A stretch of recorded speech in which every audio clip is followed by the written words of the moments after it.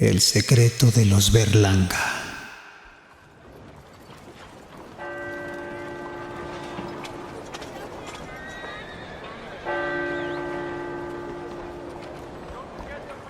Apenas pasando la mitad del siglo pasado, la familia Berlanga era una de las más acomodadas de la zona. Los más ricos del pueblo. La gente decía que tenían muchos negocios en las grandes ciudades del país, pero por alguna razón decidían seguir viviendo en un pueblo. Aquel donde tenían una hacienda enorme, una inmensa propiedad. Desde la entrada tenías que recorrer varios kilómetros para llegar a la casa. Y desde ahí, gobernaban con el poder de su dinero.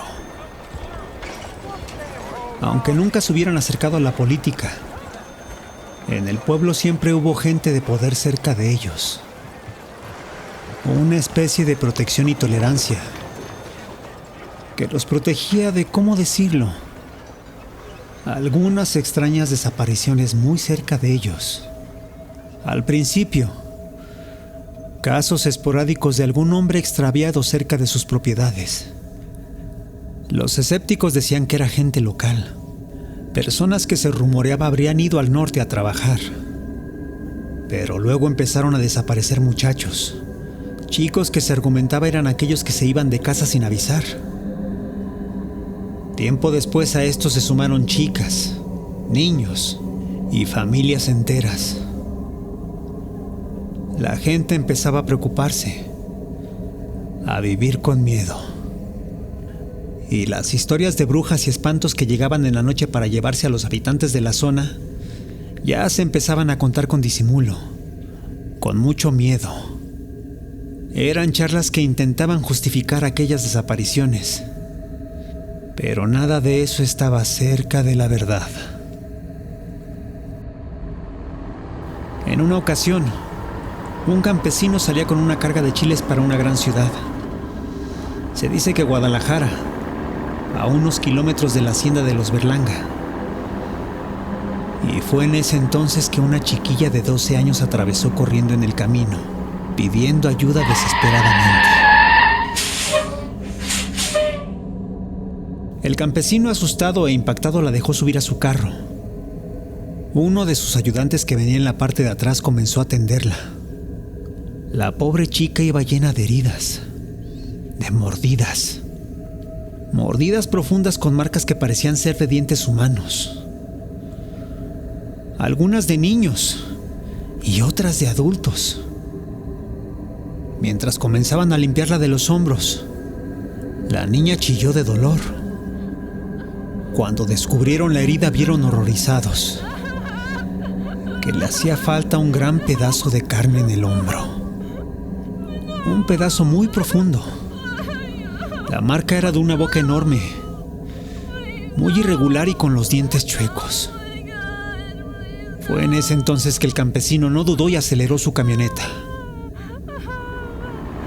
La niña les repetía que huyeran, que no fueran al pueblo por ningún motivo, porque la policía nunca iba a ayudarles. El campesino, asustado, se dirigió directamente a la ciudad.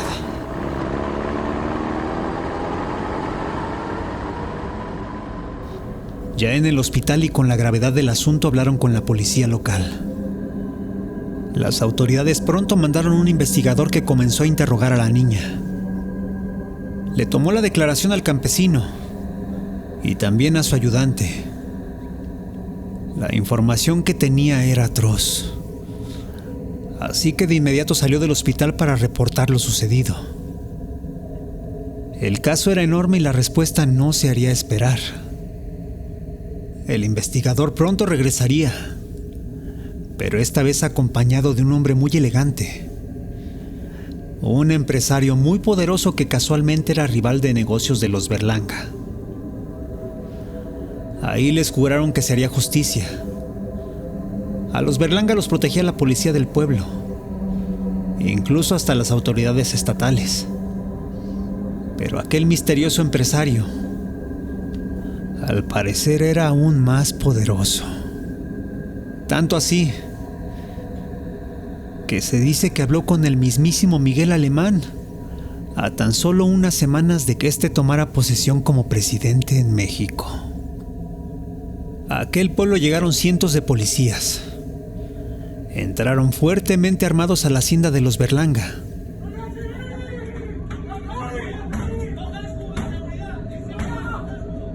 Ahí opusieron resistencia a los trabajadores y los peones de la hacienda.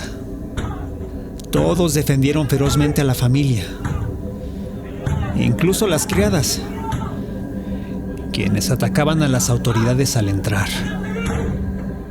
Los que pudieron verlo aseguran que parecían animales salvajes y que no dejaban de luchar, al menos hasta que comenzaron a recibir los primeros disparos.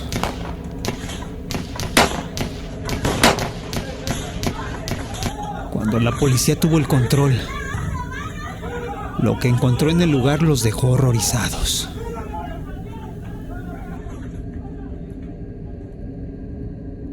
En aquel momento hicieron mucho eco los periódicos. Se hablaba de cientos de cuerpos a medio comer. Literalmente se trataba de ancianos, hombres, mujeres y niños en la edad en la que apenas podían caminar. Infinidad de personas que habían sido devoradas por los Berlanga. En algún momento, años atrás, la familia había decidido llevar su poder al límite. No conforme con aprovecharse de la gente del pueblo y ser ricos a su costa, habían empezado a fascinarse por probarlos, por devorarlos, por hacer rituales horrendos, monstruosos, en los que llegaban a comérselos vivos. Acostumbraban a hacerlo poco a poco, mientras otro grupo de víctimas observaba llena de terror a la espera de su fatídico turno. La chiquilla que logró escapar luego de haber sido capturada junto a su hermana lo hizo precisamente cuando era su turno. Ella y su hermana pelearon con todas sus fuerzas para salvarse. La hermana mayor, de unos 14 años, atacó ferozmente a Miguelito, el más joven de los Berlanga. Entre un forcejeo intenso fue que de repente le arrancó uno de sus ojos. Todo fue gritos y confusión, el cual la pobre chiquilla aprovechó para escapar. Sin embargo, el castigo para la otra hermana fue una muerte cruel y dolorosa. Una muerte despiadada, al ser devorada lentamente por el resto de los Berlanga. Cuando la policía llegó, la joven aún agonizando colgaba de sus muñecas.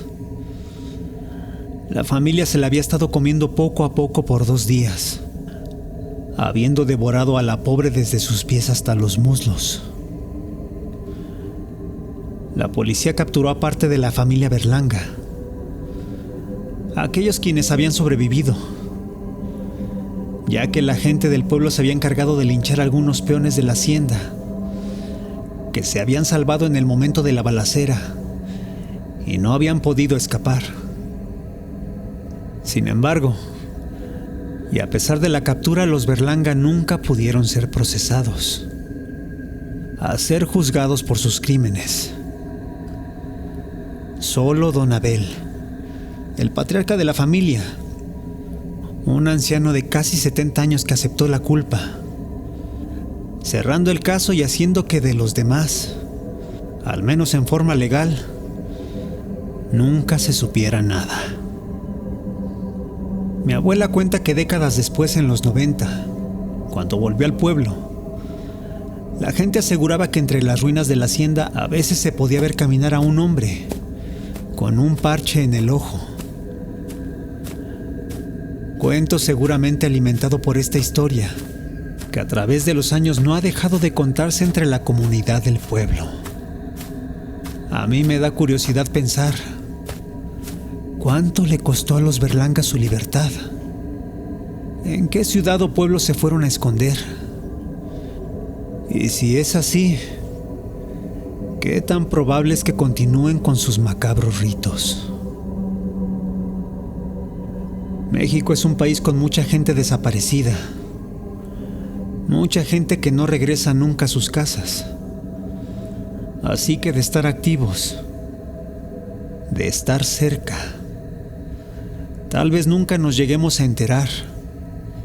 Tal vez hasta que sea demasiado tarde.